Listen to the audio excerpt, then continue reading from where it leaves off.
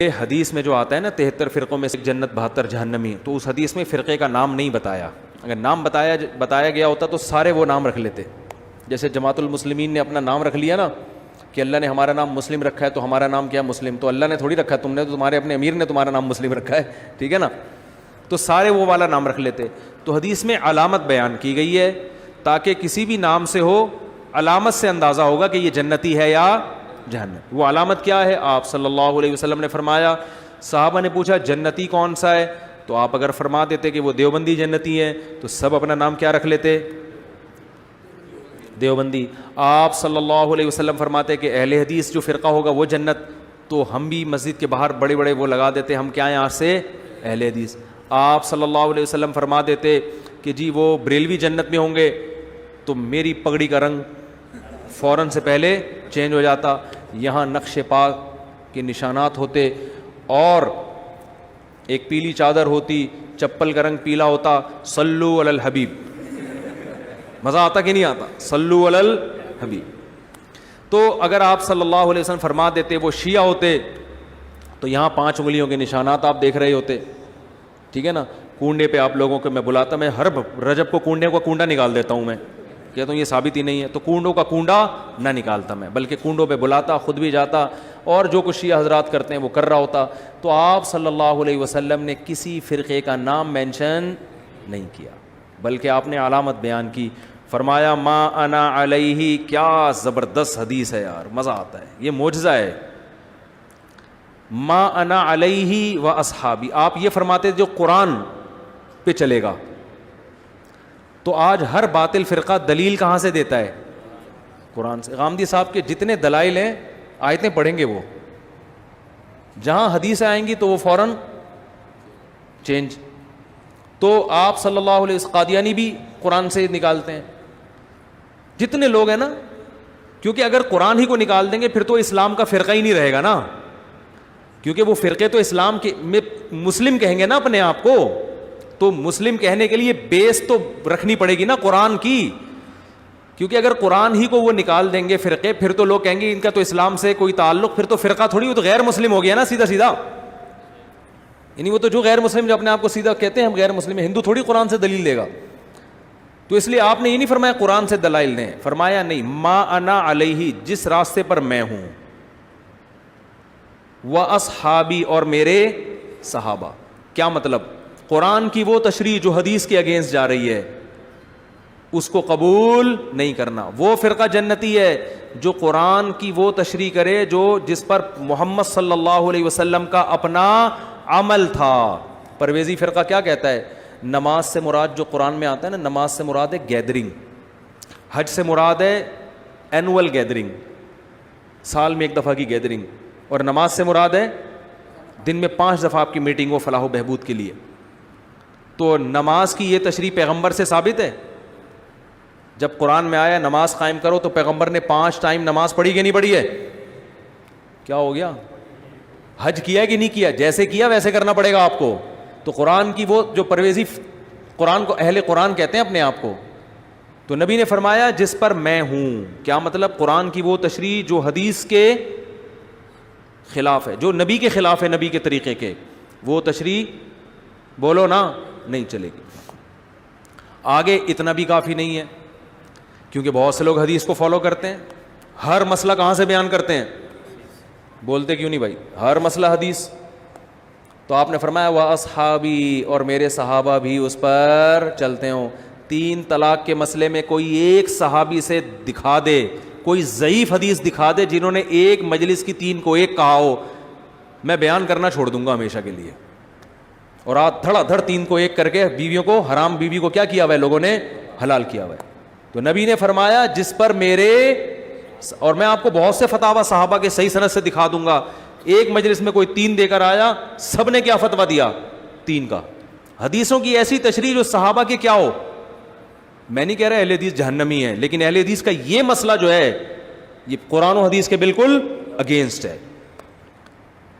تو ما انا علیہ، جس پر میں اور میرے، بولتے کیوں نہیں؟ صحابہ.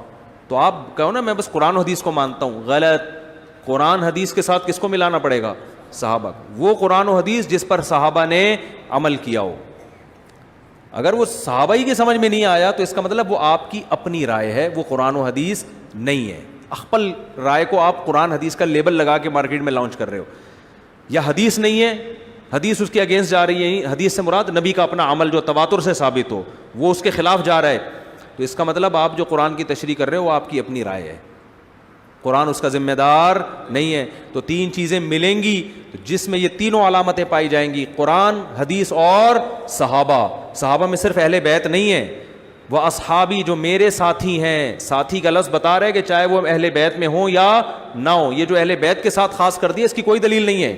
اہل بیت سے محبت ہمارے ایمان کا جزو ہے, ان کو اللہ نے بڑا مقام دیا ہے, مگر جب صحابی کا لفظ آئے گا تو چاہے وہ اہل بیت ہوں یا اہل بیت کے بغیر ہوں. اور صحابہ میں سب سے پہلے حدیث سے پتہ چلتا ہے کہ 4 صحابہ سب سے پہلے ہیں ان میں, ابو بکر, عمر, عثمان اور علی, کیونکہ حدیث میں آتا ہے میری اور خلفائے راشدین کی سنت کو لازم پکڑو.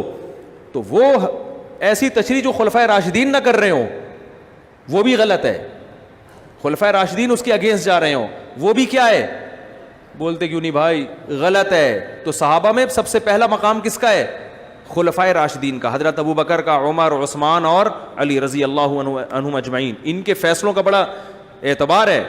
تبھی ائمہ اربعہ جو ہے نا, چاروں امام, ابو حنیفہ, مالک, شافعی, حنبل, امام احمد حنبل, انہوں نے صحابہ کے عمل کو بہت فوکس کیا ہے. کوئی حدیث کی ایسی تشریح نہیں کی ہے جو صحابہ کے بالکل اگینسٹ جا رہی ہو. آج کل لوگ ہیں اٹھ کے بس کہتے ہیں ہم اماموں کو نہیں مانتے, ہم تو قرآن حدیث کو مانتے ہیں. تو آپ کے وہ اصول ہی نہیں ہے جو قرآن و سنت نے بیان کی ہیں.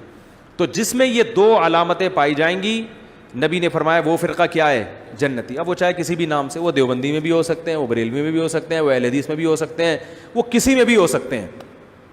یہ 2 چیزوں کو جو لے کے چلے گا, قرآن کے ساتھ حدیث اور عمل صحابہ. پھر ان میں اگر اختلاف رائے ہوتا ہے تو وہ فرقے میں داخل نہیں ہے, کیونکہ یہ اختلاف صحابہ میں بھی ہوا, صحابہ نبی کی زندگی میں بھی ہوا, نبی نے دونوں کو صحیح قرار دیا.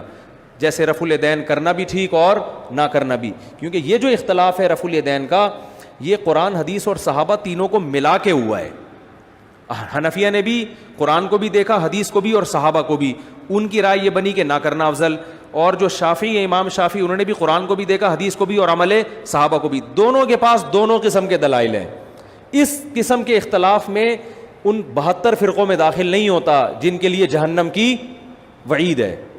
بات آ رہی ہے سمجھ میں کہ نہیں آ رہی؟ یعنی اس کے اندر رہ کے پھر جتنا بھی اختلاف ہو جائے وہ اختلاف رائے کا اختلاف ہے, اجتہاد ہے, اس میں دونوں کو اجر ملتا ہے. جو اس سے ہٹے گا تو نبی نے فرمایا وہ بھی 72 فرقوں میں بٹیں گے, اور وہ 72 کے 72 کہاں جائیں گے, جہنم میں. تو یہ نام نہیں بتایا کہ دیوبندی جائیں گے کہ بریلوی جائیں گے, لہذا کوئی یہ کہتے ہیں کہ دیوبندی جنتی اور باقی سارے جہنمی, وہ بھی غلط ہے, کیونکہ دیوبندی تو بر صغیر میں پائے جاتے ہیں, اور کہاں پائے جاتے ہیں, ٹھیک ہے نا. عربی تو اپنے آپ کو دیوبندی نہیں کہتے, اس کا مطلب مکہ مدینہ تو سارے کہاں گئے جب وہی جہنم میں چلے گئے تو پھر جہاں اسلام آیا تھا.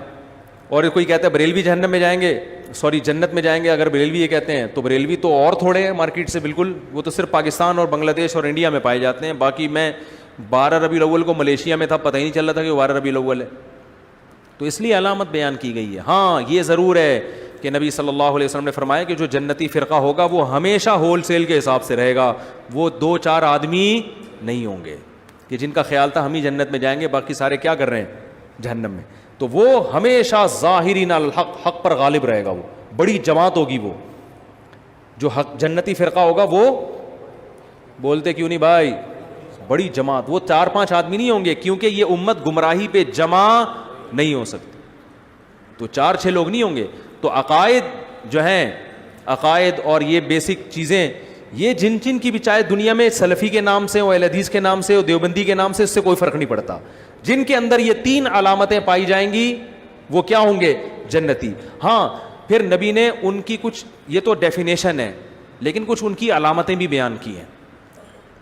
فرمایا کہ وہ لا یزالو طائفۃ من امتی, میری امت کی جو حق جماعت ہوگی نا, ان میں ایک خاص بات ہوگی, لڑتی رہے گی. وہ کیا کرے گی, ان عقائد کے حامل لوگ جہاد, بولتے کیوں نہیں بھائی, کرتے رہیں گے. تو آج دیکھ لو دنیا میں جہاد کہاں ہو رہا ہے, کون کر رہا ہے. یعنی ایسا نہیں ہوگا کہ وہ سارے اسلام دشمنوں سے سلو کر کے بالکل کمپرومائز کر کے ہمیشہ کے لیے بیٹھ جائیں. یہ ہو سکتا ہے وقتی سلو ہو جائے, لیکن ایک فریق ہمیشہ لڑائی کرتا رہے گا. تو آج امت میں جہاد ہو رہا ہے, ہوتا رہے گا ہمیشہ سے. مختلف ملکوں میں لڑائیاں ہو رہی ہیں, حق اور باطل کی جنگیں ہو رہی ہیں. تو یہ ضروری نہیں ہے کہ جو لڑے گا لازمی وہ حق پر ہوگا, یہ نہیں ہے. بعض باطل لوگ بھی لڑ رہے ہوتے ہیں, مطلب یہ کہ جو حق پر ہے ان میں ایک جماعت لڑے گی لازمی. تو وہ ایسا نہیں ہے کہ بالکل ہاتھ پہ ہاتھ دھر کے بیٹھ جائے. تو بہت بڑی علامت کیا ہے؟ سواد اعظم. جو شاذ ہوگا نا امت سے ہٹے گا, وہ کبھی بھی سیدھے راستے پر نہیں ہو سکتا, کیونکہ امت گمراہی پہ, حدیث میں آتا ہے, صحیح حدیث ہے, میری امت گمراہی پہ جمع نہیں ہوگی. تو جو بھی ایسی بات کر رہا ہے نا, کوئی قرآن و سنت کی ایسی تشریح کر رہا ہے جو مارکیٹ میں آپ فرسٹ ٹائم سن رہے ہو, آپ علماء کو یہ سنتے ہوئے نہیں پاتے, تو آپ یہ نہیں کہو گے کہ یہ علماء کی دکانیں بند کر رہا ہے, بلکہ آپ حدیث کی روشنی میں یہ کہو گے یہ اپنی دکان کھول رہا ہے, کیونکہ امت تو گمراہی پہ جمع نہیں ہو سکتی. تو اتنے سارے امت کے صلحاء, محدثین, فقہا کا جو عقیدہ ہے اور جو ان کی رائے ہے, ان کی تحقیق ہے, آپ اس سے ہٹ کے کوئی نئی تحقیق مارکیٹ میں لاؤ گے, دیوار پہ پھینک دی جائے گی. تبھی میں ہمارے اہل حدیث حضرات جو ہیں, میرے بہت سارے ایسے دوست ہیں جو میرے بیان سنتے ہیں, میں ان سے ایک ریکویسٹ ضرور کرتا ہوں, چلو آپ حنفی نہیں بنتے نہ بنو, لیکن اتنا اہتمام کر لیا کرو کہ ایسا قول جو چاروں فقہ سے باہر ہو, اللہ کا واسطہ یہ کام مت کرو.